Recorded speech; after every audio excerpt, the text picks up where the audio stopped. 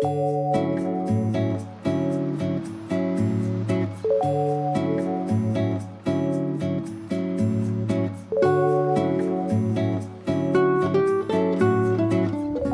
day, ladies and gentlemen. Another year means another set of episodes here on Studiositas On-Air.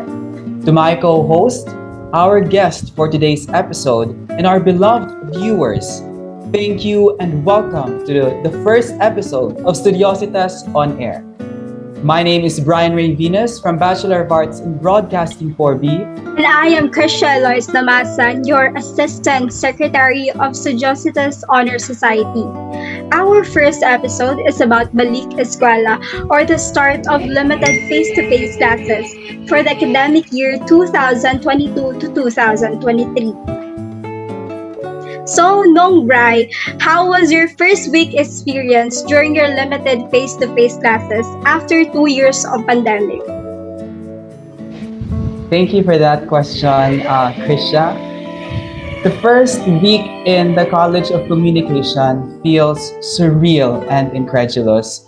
Kaya di ba, we had 2 years of online class setup, so medyo nanibago sa face-to-face setup.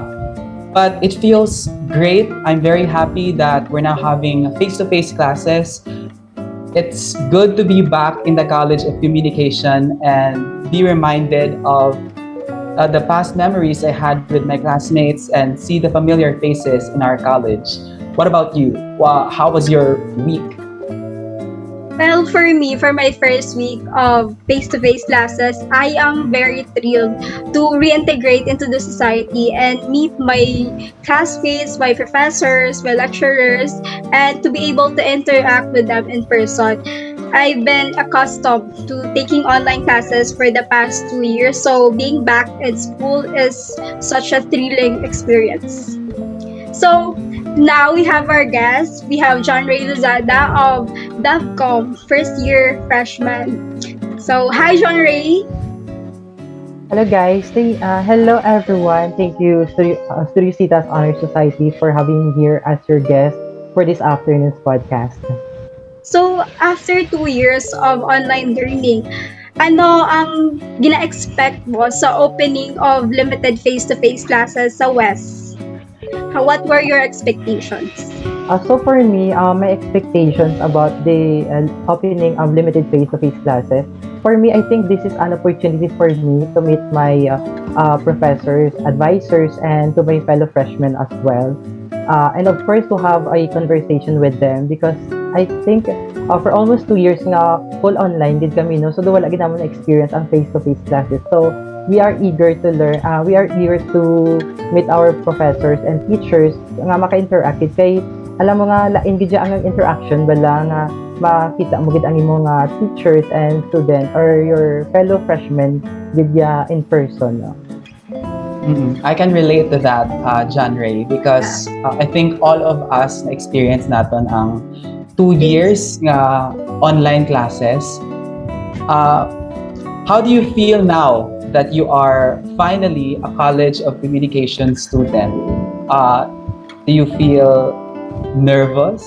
Wow. Actually, medyo nervous siya, pero more on thankful dito siguro, no? Kay first of all, ang gusto ko lang i-comment bala ang amon nga mga seniors, especially you guys na very approachable gid, no, and kind and friendly gid bala. Nga do gina-feel gid naman nga welcome gid kami as a freshman, no. They are very active, especially in answering our queries and questions since day one, like from the interview until ligad lang balang event, our university freshman orientation. So very happy gid kami, no, na gina-facilitate nyo gid kami in our every event or every activities in school. That's all. Yes, it was tough and but also fun na nga maging COC student. So, And also, Krisha, yeah.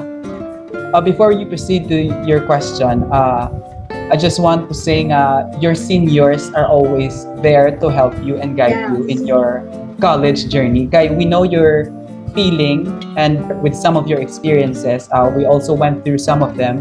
So, ara lang kami para mag-guide kag magbulig sa inyo. Thank you, Tigno. And Yes. hit up lang sa messenger if may mga question or need nyo sang help. So, Yeah. speaking of help, what were the challenges you faced so far since the start of the limited F2F classes? Kag paano mo ka-cope up sa mga challenges nga ni sininga semana? So far as a freshman student, ang first gid ko nga challenges ang amo gid na ang new schedule of classes did like since before ang just started kami like 8 and then up to 5 lang or 4 p.m. lang no. Pero subong like as a college naga-start ang 7 so would like gid siya i-adjust bala ang schedule namon na or ang our daily routine bala. So medyo budlay siya pero how to cope up with this challenge siguro ang time management gid. So time management is very important nga in order for you to manage your time bala need mo gid para time management gid na ang pag-manage mo sang time mo bala para mapasa mo or masabit mo ang imong mga activities on time and maka-attend ka gid sang imong online classes on time man siguro. Yes. As for me man, the most difficult part siguro every time nga may face-to-face is commuting because I live in the province pa. So, I have to travel that 2 hours just to get to the university and every day 4 hours nga travel back and forth. So, how do I cope with that is that I just have to tell myself na okay lang na, subong lang na nagka-F2F so maantos na danay kamay or something amo na just to cling onto something para hindi ko masobra ka stress. Kay if I don't do that, I might just give up na lang traveling every day. What about you, nung Bri? What were the challenges you faced since this is your last year in College of Communication? First of all, nag-agree ko sa ginhambal ni John Ray nga time management is important. It's one of the lessons that you learn the hard way in school, di ba? As to me, I think the most challenging gin-face ko recently is with the adjustment. Kaya di ba 2 years nga sa balay lang, naanad sa nasanay sa online classes, it was a bit challenging on my part nga mag-adjust sa face-to-face classes kay amo naanad di ko do sa balay lang kag wala masyado ginaubra. Given your experiences and the challenges that you faced as a first-year college student, although you will still face a lot of challenges in your college life, but what do you think is the lesson that you can share to your fellow students or first-year students for that matter? So for me, I think the lessons I've shared to my fellow students nga, I know it's hard and challenging in adjusting to a new environment, especially as a freshman. I know some of us were drained and stressed already sa pila pa lang ka weeks ba lang activities in class. So na-overwhelmed lang guro or na-shock lang guro kami. Pero I know this is not an easy journey for me. This journey will be a roller coaster ride for all of us as a freshman. But there will be ups and downs as well. But always remember that what we are fighting for. This is your dream. This is your goals in life. So if you get tired, don't forget to rest. But always never give up. Also, be with the right circle of friends nga willing gid bala mag-extend sang hands nila simo instead of degrading you or ginakadlawan ka nila because of the mistakes you committed. Instead, buligan ka nila nga mag-lift up bala and help you to achieve your dreams in life as well. And that's all lang siguro kay because basta taga West, the best hindi magbuligay. That's all. Thank you. That is true. I definitely agree with all the things that you said. What about you, Eloise? What is your advice to our fellow COC students or other students who are watching this episode? My advice lang for my fellow COC student is kapin tayo freshman kabalao since it's your first time entering college. Don't be hesitant to explore anything new. My advice is just go for it, just do it. Don't second guess yourself and consider joining anything organization or any group for the opportunity to learn from others and gain fresh perspectives. So, ako lang na, just go for it.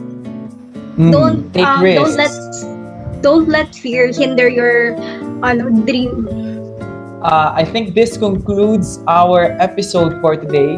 Thank you so much, John Ray, for your time and for being with us this afternoon. I know there are some challenges with the schedule and, of course, with the internet connection, but we really appreciate the time and effort that you gave for the Studiositas On-Air Society. So, in behalf of our organization, I am extending my sincerest appreciation. Thank you. Okay, so once again, thank you so much, Studiositas On-Air Society, for this opportunity to be your guest for this afternoon's podcast. Keep safe always, and God bless everyone. So, thank you for tuning in to Studiositas On Air. We hope you enjoyed learning more about Balik Eskwela in depth. We'll be back next week if you want to hear more from us. If you like this episode and would like to support the podcast, post about it on social media or leave a review. And that's all for this episode. Once again, this is Studiositas On Air.